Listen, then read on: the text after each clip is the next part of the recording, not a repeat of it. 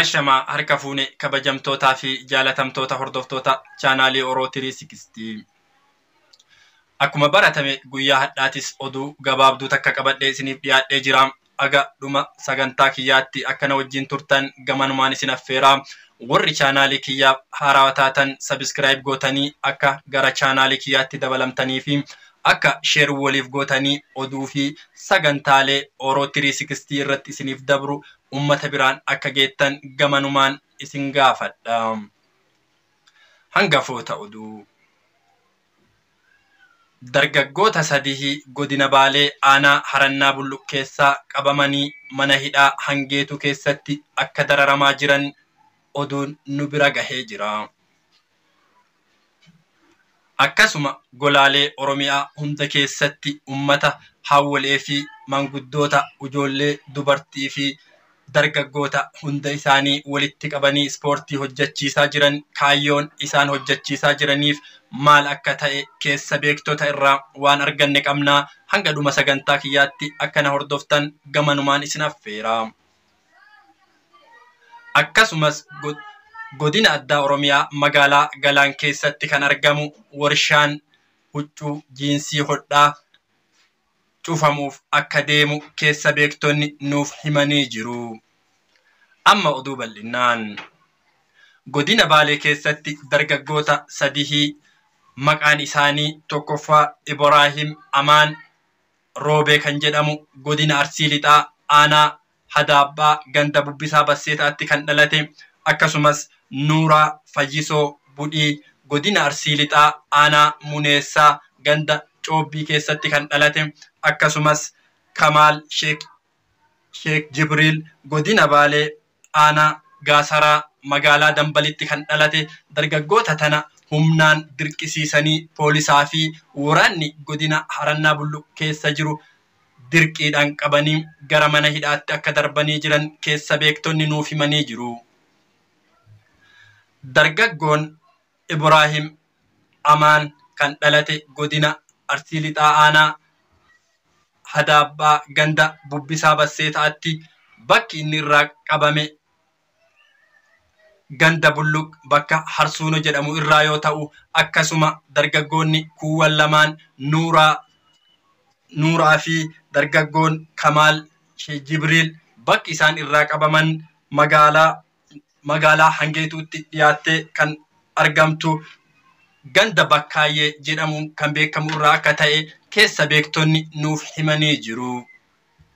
Dargaggoota tana akka kaadireen biltsiginnaa propagaandaa irra hojjetaa jirtu san ufii isaaniitii waraana adda bilisummaa Oromoo keessaa akka galanitti fakkeessanii toora sooshaal miidiyaa obbo Taayyee Danda'aa, Haayiluu Gonfaa fi kanneen fakkaattota isaanii irratti tamsa'aa kan jiru kijiba ta'uu gamanumaan isin hubachiifna.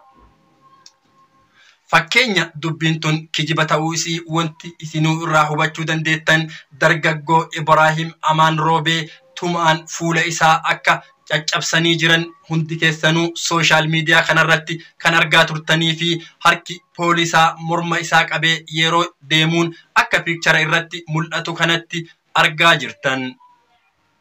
Akkasumas dargaggoota taawwanis humnaan dirqisiisanii isaanii mana namaa keessa jiran mana firaa dhaqanii bakka mana firaa isaan jiranitti poolisaa marsanii isaanii meeshaa waraanaa tokkollee harkaan qabne dirqisiisanii ufii isaaniitii meeshaa waraanaa itti hidhanii akka waraana ta'an kan dirqisiisaa jiranii fi achitti mana hidhaa keessatti ummata itti yaasanii akka ummata itti kolfisiisaa jiran keessa beektonni magaalaa Hangeetuu irraa nuun gahanii jiru.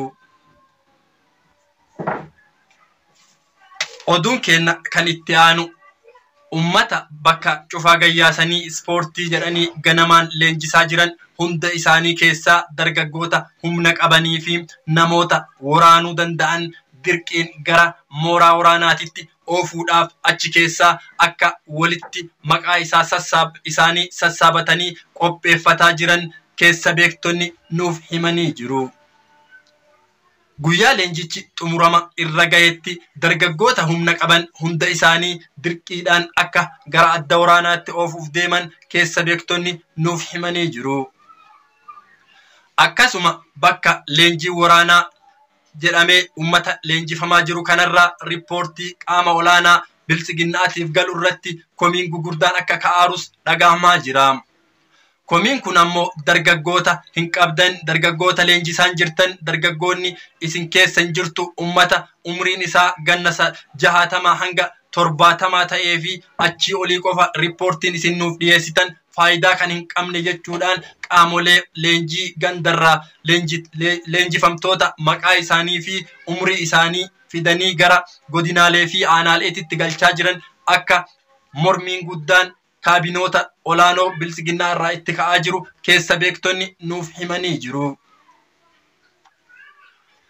Oduun kenna kan itti aanu warshaan huccuu hodhaa magaalaa Galaan yookiin Duukamitti argamu ka abbaan qabeenyaa isaa Chaayinaa ta'e akka cufamuuf deemu hojjettoota warshaa keessaa nuuf himanii jiru. Akka hojjetaan kun nuuf himetti hojjettoonni warshaa kana keessa hojjetan nama 2,000 ol kan ta'an yoo ta'u hojjettoota kana guutuu harcaasee akka biraa deemaa jiru dhagahamee jira. Carraan hojjettoota kana maal ta'a kan jedhame sababni warshaa kun cufamu hoo maal akka ta'e yoo gaafannu rakkina meeshaalee biyya alaa irraa galchanii fi doolarri qaala'uu fi rakkina biyyattii keessa jiru sodaa nageenyaatiif akka ta'e abbaan qabeenyaa hojjettoota isaatiif akka hime dhagahamee jira. Kabajamtootaa fi jaalatamtoota hordoftoota chaanaalii Oro 360 warri chaanaalii kiyya hordoftan oduu biyya keessaa fi yaadilee xiinxala garagaraa qabannee chaanaalii kanarratti isiniif dhihaannaa isinis oduu jiru rakkoo jiruu fi bal'inna jiru bakka qabdaniin informeeshina qabdan akka nu biraan geettan gamanumaan isin beeksisaa horaa bulaa deebanaa isiniin jedhaamu.